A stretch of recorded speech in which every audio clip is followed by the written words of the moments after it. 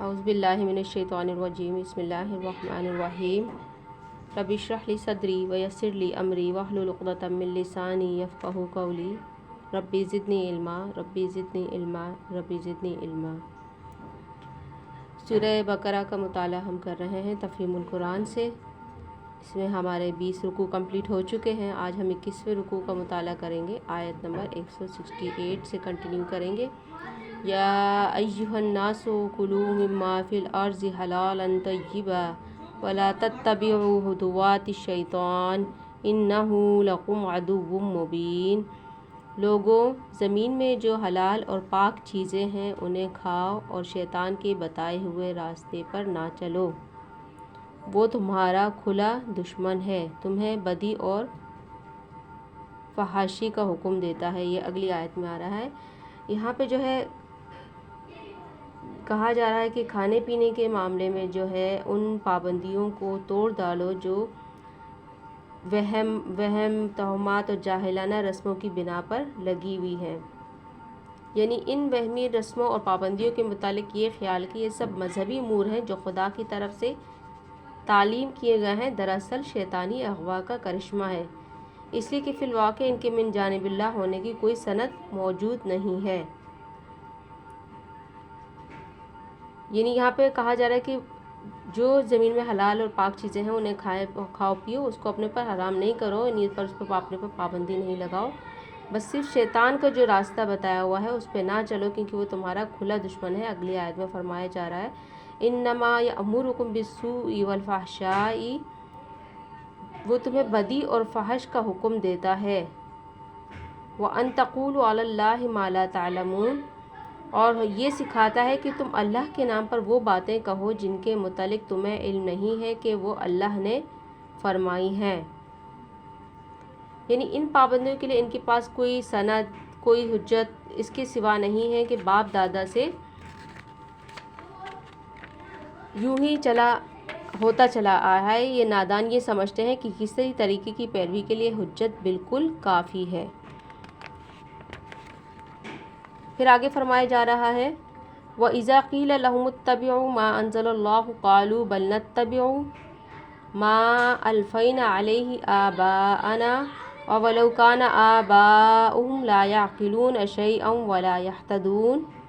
इनसे जब कहा जाता है कि अल्लाह ने जो अहकाम नाजिल किए हैं उनकी पैरवी करो, तो जवाब ये देते हैं कि हम तो उसी तरीके की पैरवी करेंगे जिस पर हमने अपने बाप दादा को पाया है। अच्छा, अगर इनके बाप दादा ने अकल से कुछ भी काम ना लिया हो और राह रास्त ना पाई हो तो क्या फिर भी इन्हें ये पैरवी किए चले जाएंगे?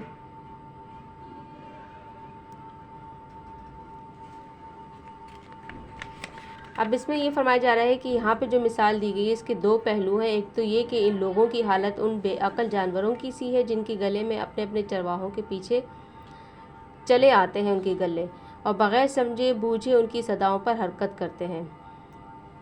और दूसरा पहलू ये है कि इनको दावत और तबलीग करते वक्त ऐसा महसूस होता है कि गोया जानवरों को पुकारा जा रहा है जो फ़कत आवाज़ सुनते हैं मगर कुछ नहीं समझते कि कहने वाला उनसे क्या कह रहा है। अल्लाह ताला ने ऐसे जामे अल्फाज इस्तेमाल फरमाए हैं कि ये दोनों पहलू उनके तहत आ जाते हैं। यानी यहाँ पे जो आगे फरमाया जा रहा है कि वमसलुल लज़ीना कफ़रू कमसलिल लज़ी यनइकु मा ला यस्मउ इल्ला दुआअन व निदाअ सुम्मुन बुक्मुन उम्युन फ़हुम ला याक़िलून। यानी ये लोग क्या हैं कि उनकी मिसाल कैसी है, इनकी हालत बिल्कुल ऐसी है जैसे चरवाहा जानवरों को पुकारता है और वो हाँक पुकार की सदा के सिवा कुछ नहीं सुनते। ये बहरे हैं, गूंगे हैं, अंधे हैं, इसलिए इनकी बात कोई समझ में नहीं आती। सुम्मुम बुक्मुन उम्युन फ़हुम ला याक़िलून, क्योंकि ये बहरे हैं, उन्हें कुछ नहीं सुनाई देता। ये गूंगे हैं, ये कुछ नहीं बोल सकते। ये अंधे हैं, इनको कुछ रोशनी नहीं दिखाई देती, इसलिए इनकी समझ में कोई बात नहीं आती। या अय्युहल्लज़ीना आमनू, ए ईमान वालो, कुलू खाओ, मिन तय्यिबाती मा रज़क़नाकुम वश्कुरू लिल्लाहि इन कुंतुम इय्याहु ताबुदून। تو جو پاک چیزیں ہم نے تمہیں بخشی ہیں انہیں بے تکلف کھاؤ اور اللہ کا شکر ادا کرو۔ یعنی اگر تم ایمان لا کر صرف خدائی قانون کے پیرو بن چکے ہو جیسا کہ تمہارا دعویٰ ہے، تو پھر وہ ساری چھوت چھات اور زمانہ جاہلیت کی وہ ساری بندشیں اور پابندیاں توڑ ڈالو جو پنڈتوں اور پروہتوں نے، ربیوں اور پادریوں نے، جوگیوں اور راہبوں نے اور تمہارے باپ دادا نے قائم کی تھی۔ جو کچھ خدا نے حرام کیا ہے اس سے تو ضرور بچو، مگر جن چیزوں کو خدا نے حلال کیا ہے انہیں بغیر کسی کراہت اور رکاوٹ کے کھاؤ پیو۔ اسی مضمون کی طرف نبی صلی اللہ علیہ وسلم کی وہ حدیث بھی اشارہ کرتی ہے کہ جس میں آپ صلی اللہ علیہ وسلم نے فرمایا، من صلی صلواتنا واستقبل قبلتنا واکل ذبیحتنا فذلک المسلم، یعنی جس نے وہی نماز پڑھی جو ہم پڑھتے ہیں اور اسی قبلے کی طرف رخ کیا جس کی طرف ہم رخ کرتے ہیں اور ہمارے ذبیحے کو کھایا، وہ مسلمان ہے۔ مطلب یہ ہے کہ نماز پڑھنے قبلے کی طرف رخ کرنے کے باوجود ایک شخص اس وقت تک اسلام میں پوری طرح جذب نہیں ہوتا جب تک وہ کھانے پینے کے معاملے میں پچھلی جاہلیت کو توڑ نہ ڈالے اور ان توہمات کی بندشوں سے آزاد نہ ہو جائے جو اہل جاہلیت نے قائم کر رکھی تھی، کیونکہ اس کا ان پابندیوں پر قائم رہنا اس بات کی علامت ہے کہ ابھی تک اس کے رگو پے میں جاہلیت کا زہر موجود ہے۔ انما حرم علیکم المیتۃ والدم ولحم الخنزیر وما اہل بہ لغیر اللہ فمن اضطر غیر باغ ولا عاد فلا اثم علیہ ان اللہ غفور رحیم۔ اللہ کی طرف سے اگر کوئی پابندی ہے تو وہ یہ ہے کہ مردار نہ کھاؤ، خون سے اور سور کے گوشت سے پرہیز کرو اور کوئی ایسی چیز نہ کھاؤ جس پر اللہ کے سوا کسی اور کا نام لیا گیا ہو۔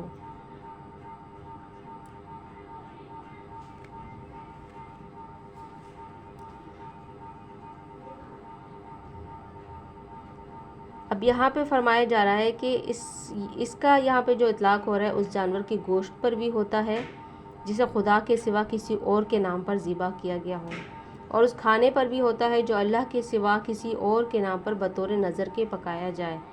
حقیقت یہ ہے کہ جانور ہو یا غلہ ہو یا کوئی اور کھانے کی چیز، دراصل اس کا مالک اللہ تعالیٰ ہی ہے اور اللہ ہی نے ہمیں وہ چیز عطا کی ہے، لہٰذا اعتراف نعمت یا صدقہ یا نذر و نیاز کے نام پر اگر کسی کا نام ان چیزوں پر لیا جا سکتا ہے تو صرف اللہ ہی کا نام ہے۔ اس کے سوا کسی دوسرے کا نام لینا یہ معنی رکھتا ہے کہ ہم خدا کے بجائے یا خدا کے ساتھ اس کی بالا تری بھی تسلیم کر رہے ہیں اور اسی کو بھی ہم یہ سمجھ رہے ہیں کہ نعمتیں ہمیں اس نے دی ہیں۔ ان الذین یکتمون ما انزل اللہ من الکتاب یشترون بہ ثمنا قلیلا۔ اچھا، یہاں پہ ہم نے یہ ابھی اس کا پڑھا تھا کہ فمن اضطر غیر باغ ولا عاد فلا اثم علیہ ان اللہ غفور رحیم، کہ جو شخص مجبوری کی حالت میں ہو وہ ان چیزوں میں سے کوئی چیز کھا لے اور اس کی بغیر اس کے کہ وہ قانون شکنی کا ارادہ رکھتا ہو یا ضرورت کی حد سے تجاوز کرے تو اس پر کچھ گناہ نہیں، اللہ بخشنے والا اور رحم کرنے والا ہے۔ یہ کچھ ایکسیپشنز ہیں جو یہاں پہ دی جا رہی ہیں کہ کن صورتوں میں ہم یہ جو اللہ تعالیٰ نے حرام کی ہوئی ان چیزوں کو کھا سکتے ہیں، جس میں بہت بیماری کی حالت میں یا پھر کہیں ایسا حالت ہو جائے جہاں پہ ہمیں کھانے پینے کو نہ مل رہا ہو، وہاں پہ موت یقینی نظر آ رہی ہو، تو اسی صورت میں کھایا جا سکتا ہے۔ یعنی اس آیت میں حرام چیزوں کے استعمال کرنے کی اجازت 3 شرطوں کے ساتھ دی گئی ہے۔ ایک یہ کہ واقعی مجبوری کی حالت ہو، مثلا بھوک یا پیاس سے جان پر بن گئی ہو یا بیماری کی وجہ سے جان کا خطرہ ہو اور اس حالت میں حرام چیز کے سوا اور کوئی چیز میسر نہ ہو۔ دوسری یہ کہ خدا کے قانون کو توڑنے کی خواہش دل میں موجود نہ ہو۔ تیسرے یہ کہ ضرورت کی حد سے تجاوز نہ کیا جائے، مثلا حرام چیز کے چند لقمے یا چند قطرے یا چند گھونٹ اگر جان بچا سکتے ہوں تو ان سے زیادہ اس چیز کا استعمال نہ ہونے پائے۔ اللہ تعالیٰ نے واضح طور پر قرآن پاک میں حلال اور حرام کو الگ الگ کر کے رکھ دیا کہ حرام سے ہمیں بچنا ہے اور زمین پر جتنی بھی حلال چیزیں ہیں ان کو ہم کھا پی سکتے ہیں۔ حرام کا صرف ایکسیپشنز دی ہیں کہ کن ایکسیپشنز میں ان حرام چیزوں کو استعمال کیا جا سکتا ہے، وہ ہم نے یہاں پہ ڈیٹیل میں اس کا پڑھ لیا۔ آگے فرمایا جا رہا ہے ان الذین یکتمون ما انزل اللہ من الکتاب ویشترون بہ ثمنا قلیلا۔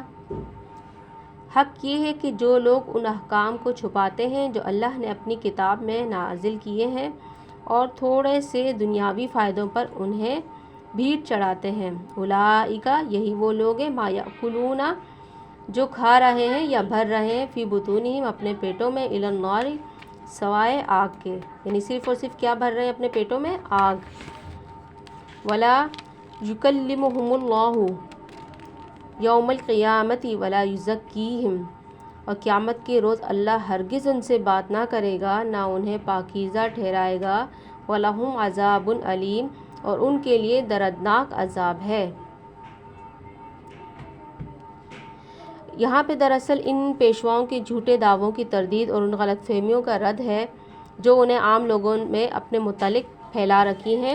وہ ہر ممکن طریقے سے لوگوں کے دلوں میں یہ خیال بٹھانے کی کوشش کرتے ہیں اور لوگ بھی ان کے متعلق ایسا ہی گمان رکھتے ہیں کہ ان کی ہستیاں بڑی ہی پاکیزہ اور مقدس ہیں، جو ان کا دامن گرفتہ ہو جائے گا، یعنی کسی مشکل میں پھنس جائیں گے تو ان کی سفارش کر کے وہ اللہ کے ہاں سے انہیں بخشوا لیں گے۔ جواب میں اللہ تعالیٰ فرماتا ہے کہ ہم انہیں ہرگز ایسا نہ کریں گے اور نہ ہی انہیں پاکیزہ قرار دیں گے۔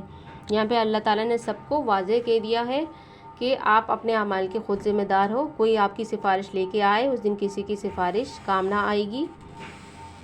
اولئک الذین اشتروا الضلالۃ بالہدی والعذاب بالمغفرۃ فما اصبرهم علی النار ذلک بأن اللہ نزل الکتاب بالحق وإن الذین اختلفوا فی الکتاب لفی شقاق بعید۔ یہ وہ لوگ ہیں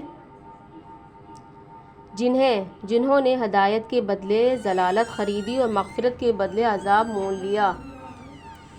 کیسا عجیب ہے ان کا حوصلہ کہ جہنم کا عذاب برداشت کرنے کے لیے تیار ہے۔ یہ سب کچھ اس وجہ سے ہوا کہ اللہ نے تو ٹھیک ٹھاک حق کے مطابق کتاب نازل کی تھی، مگر جن لوگوں نے کتاب میں اختلافات نکالے وہ اپنے جھگڑوں میں حق سے بہت دور نکل گئے۔ یہاں پہ ہمارا رکوع نمبر 21 کمپلیٹ ہو رہا ہے، 176 ہماری آیات ہو گئی۔ اللہ تعالیٰ ہمیں اس پر عمل کرنے اور دوسروں تک پہنچانے کی توفیق عطا فرمائے۔ وآخر دعوانا الحمد للہ رب العالمین۔